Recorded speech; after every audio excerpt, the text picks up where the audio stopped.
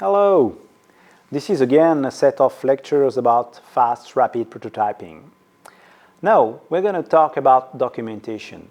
How to make your system understandable. How to make your system readable.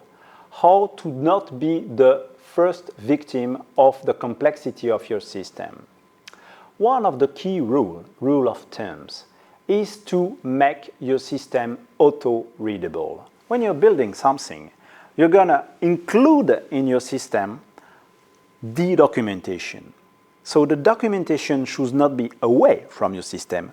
Your system should be the documentation. The best way to do that is to make things as simple then that they are easy readable. So for instance, let's talk about a red wire. The red wire should go on the red part. The white wire should go on the white part. The wire named number 1 should go on the part named number 1. Everything, when you read your mechanism, should be simple, logical, readable.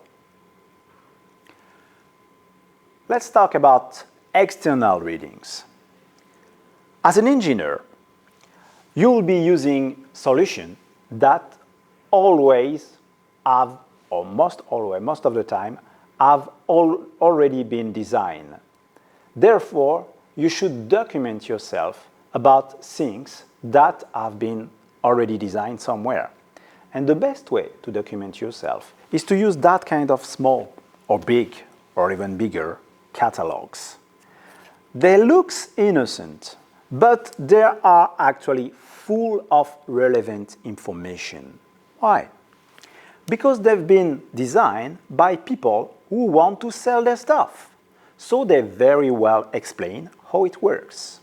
So this should be your friend, and they will make you able to know that instead of creating a new solution or something that you think being a new solution, you can actually use the same solution that has been invented and already commercialized by somebody else.